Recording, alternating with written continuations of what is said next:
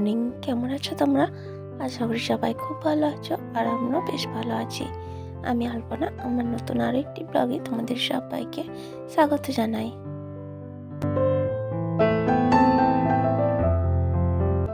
আজকে শুক্রবার, আর এখন সময় সকাল 6:30 মতো। তো আজকে এখন থেকে তোমাদেরকে সাথে নিয়ে আজকের ভিডিও শুরু করছি। প্লিজ পুরো ভিডিওটা দেখার অনুরোধ রইল। আশা করছি আজকের ভিডিও তোমাদের একটু হলেও ভালো লাগবে।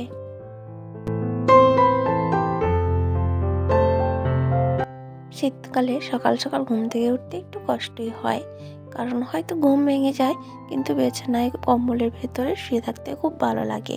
তো ওইখান থেকে বেরিয়ে আসতে একটু সবারই কষ্ট লাগে, কিন্তু একটু কষ্ট করে যদি সকাল সকাল ঘুম ভেঙে ওঠা যায়, তাহলে কিন্তু সমস্ত কাজ ধীরে সুস্থে সময়ের মধ্যে সুন্দরভাবে কমপ্লিট করা যায়। আর আজকের ভিডিও আমি তোমাদের সঙ্গে সেটাই শেয়ার করব।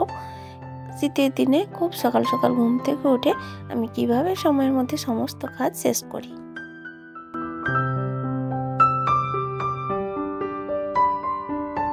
ঘুম থেকে উঠে প্রথমে আমার রান্নাঘরে কাজ থাকে। তো ওই যে বাসনগুলো বাইরে বের করে দিলাম, আর গ্যাস ওভেনটা সুন্দর করে মুছিয়ে দিলাম। আর তারপরে এই যে শুরু করে দিলাম বাসি কাজকর্ম। প্রথমে ঘরদোর পরিষ্কার করা। আর সকাল সকাল ঘুম থেকে উঠেছি, ঠান্ডা লাগছিল ঠিকই, তারপরে সোয়েটার টুপি মাথায় পরে নিয়ে কাজে হাত দিয়ে দিয়েছি। আর তারপর না একটুখানি কাজ করার পর শরীরটা বেশ গরম হয়ে যায়।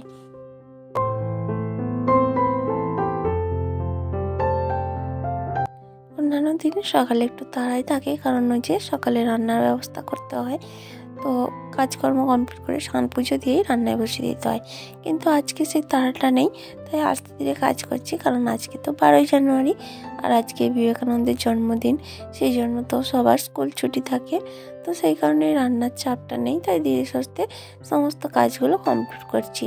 আর এদিকে দেখো, এক গামলা জামা কাপড় ভিজিয়ে রেখেছি। গতকাল বৃহস্পতিবার ছিল, কাচা হয়নি, তো সেই জন্যই পরিমাণটা দ্বিগুণ হয়ে গেছে। আর সেগুলোকে ভিজিয়ে রেখে এখন চলে আসলাম বাসন মাজতে। আর ওদিকে কয়েক বালতি জল কিন্তু ধরেই নিয়েছি, আর ওই যে একটা বালতি বসানো রয়েছে, তো ততক্ষণে বাসনগুলো মেজে নিচ্ছি।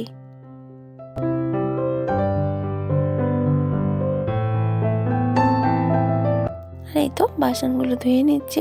আগে জল তো ভরেই নিয়েছি, বাসনগুলো ধুয়ে নিয়ে জামা কাপড়গুলো কেচে নেব, কারণ জলের কাজটা আগে করে নিতে হয়।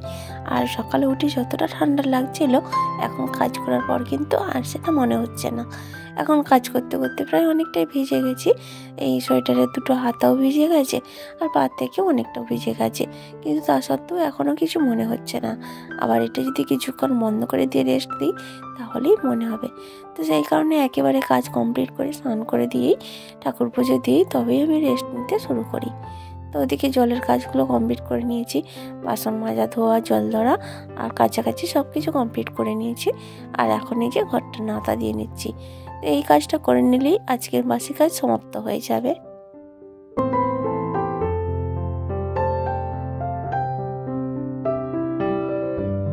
যে মুহূর্তে আমি এই কাজটা করছিলাম প্রচণ্ড গরম লাগছিল, মনে হচ্ছিল কি সোয়েটার টুপি সব খুলে ফেলি, কিন্তু কি বলতো, ওটা তো ভেতরে কাজ করছি বলে ভেতরের গরমটা বাইরে চলে আসছে। কিন্তু এদিকে বাইরে যে কুয়াশা পড়ছে টিপ টিপ করে বৃষ্টি পড়ার মতো, সেগুলো আমাদের শরীরে মাথায় পড়ে না অনেকটাই ক্ষতি হয়ে যায়। তো সেই কারণে সেটা খুলতেও পারছি না।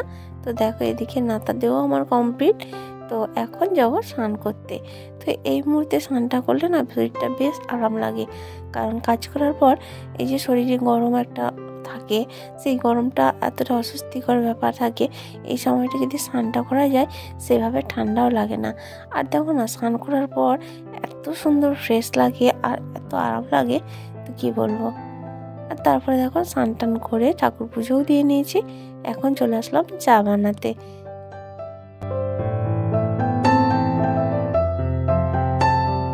আর আজকে যেহেতু ছুটি, রান্না বান্না নেই এখন। আর মেয়ে আজকে কালকে হচ্ছে পিঠে বানিয়েছিলাম না, আর ওর ঠাকুমা পায়েস বানিয়েছিল, ওর বাবার জন্মদিন ধরেছিল। তো সেই পিঠে পায়েস নিয়ে মেয়ে বসেছে, ওই জন্য ও এখন দুধ কিছুই খাবে না। আর খাওয়া দাওয়া করে এটা কিন্তু অনেকটা সময় পরে। তো তোমাদের দাদাভাই এবার হাট গিয়েছিল, শুক্রবার হাটবার। আর তার মাঝে আমি মেয়েকে অনেকটা সময় পড়াশোনা করালাম। আর তারপর পড়াশোনা করে উঠিয়ে তোমাদের দাদাভাই যে বাজার নিয়ে আসলো, এখন বাজারগুলো গুছিয়ে নিচ্ছি।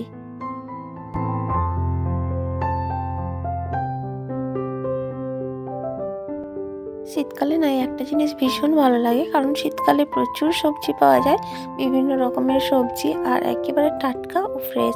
এই যে দেখো কত রকমের সবজি নিয়ে এসেছে, বিম নিয়ে এসেছে, বরবটি নিয়ে এসেছে, ফুলকপি, বাঁধাকপি, শাক, আর লেবু, বিভিন্ন রকম সবজি। এছাড়াও আমার ঘরে রয়েছে গত সপ্তাহে বিট, গাজর এনেছিল, তো সেগুলো সবই রয়েছে। তো শীতকালে না এরকম বিভিন্ন ভ্যারাইটির অনেক সবজি পাওয়া যায়।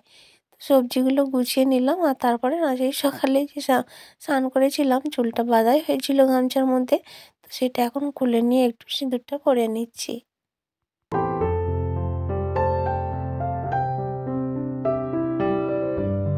এখনও মাছ নিয়ে এসেছে, তো একটা মাছ কাটতে হবে, আর একটা মাছ কেটে নিয়ে এসেছে। দু রকমের মাছ নিয়ে এসেছে, একটা হচ্ছে পাঙাশ মাছ, সেটা কেটেই নিয়ে এসেছে, আর এক ধরনের মাছ আছে একটু কয়রা মাছ। তো এই মাছগুলোকে আমি বেছে ধুয়ে নিয়ে এসেছি। এখন মাছগুলো লবণ মাখিয়ে তারপরে সকালের ব্রেকফাস্টটা করে নেব।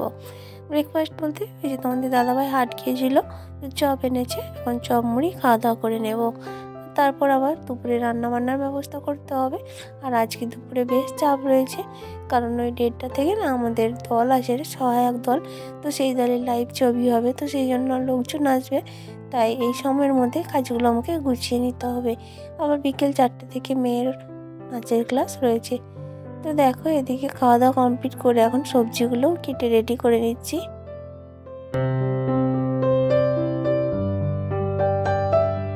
তো আজকে রান্না করব, যে শাক নিয়ে এসেছিলো কসলা শাক, সেটা চচ্চড়ি করব। তার জন্য শিম, বটবটি, একটা কাঁচকলা, আলু, বেগুন আর শাকটা কেটে নেব। আর ওদিকে মাছ করব, পাঙাশ মাছ একটা আলাদা করব, আর খড়ি মাছটা তোমাদের দাদাভাইয়ের জন্য করব। তো সব কিছু কেটে বেটে রেডি করে নিয়ে তারপরে রান্না করতে বসবো।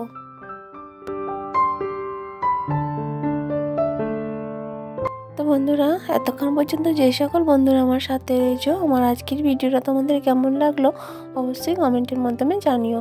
আর যদি কোথাও একটু ভালো লেগে থাকে তো প্লিজ একটা লাইক করে দিও, আর চাইলে তোমরা ভিডিওগুলো শেয়ারও করতে পারো। আর আজকের ভিডিও তুমি যদি নতুন বন্ধু হয়ে থাকো, তুমি চাইলে চ্যানেলটা সাবস্ক্রাইবও করে নিতে পারো। আর যারা অলরেডি এই কাজটা করে নিয়েছো তাদেরকে অসংখ্য ধন্যবাদ।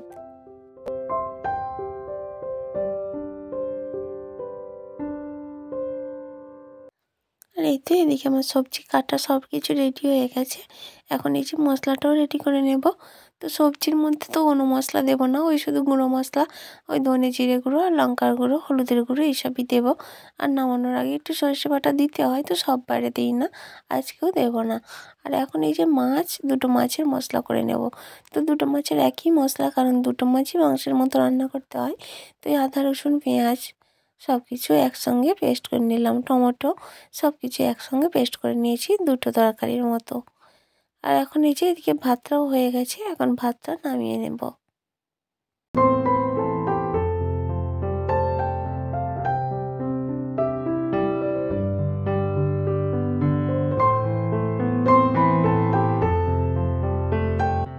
এই যে ভাতটা হয়ে গেছে, ভাতটা কিন্তু খুব বেশি সময় লাগলো না।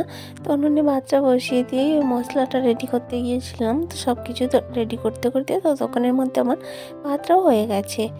আসলে কি একটু বুদ্ধি খাটিয়ে কাজ করলে না বেশি সময় লাগে না সংসারের কাজগুলো করতে।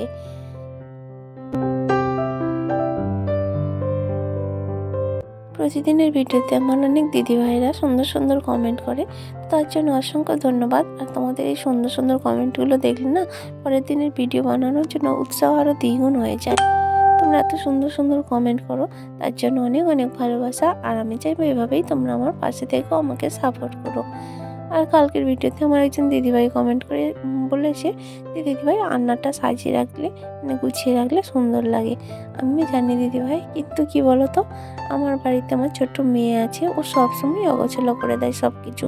আর একা সংসার তো সব কিছু এক হাতে করি, সেই জন্য না বারবার সবসময় করে ওঠা হয় না, হয়ে ওঠে না। ইচ্ছে থাকলেও হয়ে ওঠে না, শরীরে একটা ক্লান্তির ব্যাপার থাকে। তো সেই জন্যই রান্নাতে আমি বিশেষ কোনো জিনিস রাখি না। আর কোনো জিনিস সেভাবে না রাখলে সেইভাবে তো গুছিয়েও রাখা যায় না, তাই না? তবে তুমি যে বলেছো তার জন্য অনেক ধন্যবাদ, কারণ তুমি আমাকে সেইভাবেই ফলো করেছো। তো অনেক অনেক ধন্যবাদ আর অনেক অনেক ভালোবাসা। তোমরা অবশ্যই এইভাবে আমাকে অনেক কিছু যেটা ভুলভ্রান্তি থেকে থাকে সেটা তোমরা ধরিয়ে দিও, কারণ তোমরা আমার পরিবার। তোমরা তোমাদেরকে আমি আমার সমস্ত কিছু বলবো এবং তোমরাও আমার ভালো মন্দ দেখবে, এটাই তো পরিবার, তাই না? তো দেখো এদিকে আমার মাছটা ভেজে কিন্তু রান্না হয়ে গেল, তোমাদের দাদাভাইয়ের খয়রা মাছটা। তো 3 পিস মাছ ছিল, 1.5 পিস করে নিয়েছি এখনের জন্য, আর 1.5 পিস রাখবো আগামীকালের জন্য। তো এখন এই যে শাকের তরকারিটা করে নেব, কারণ পাঙাশ মাছটা শেষেই করব। তোমাদের দাদাভাই তো খায় না, ওর ছোঁয়া খাবে না, তো সেই জন্য শাকটা রেডি করে নিয়ে তারপরে পাঙাশ মাছটা রান্না করব।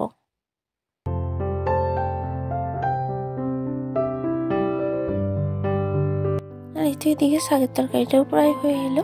ওই প্রথমে সমস্ত রকম সবজিগুলোকে একটু লবণ হলুদ দিয়ে ঢাকা দিয়ে ভেজে নিয়েছিলাম, আর তারপর ভাজা ভাজা হয়ে যেতে শাকটা কেটে ধুয়ে রেখেছিলাম সেটাই দিয়ে নিয়েছিলাম।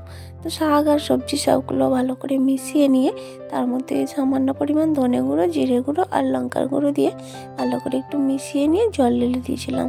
আর তারপর সেদ্ধ হয়ে যেতে নামিয়ে নিয়ে এখন একটু তেজপাতা, 5 ফোড়ন দিয়ে ফোড়ন দিয়ে নিয়েছি। আর এখন জলটা শুকিয়ে গেলেই একটু ডাল ঘাঁটা দিয়ে ঘেঁটে দিয়ে নামিয়ে নিলে শাক চচ্চড়ি রেডি। তো এই শাক চচ্চড়িটা আমি এখানে এসে শিখেছি, কারণ আমার বাপের ঘরের দিকে এটা হয় না। যাই হোক, খেতে কিন্তু বেশ ভালোই লাগে।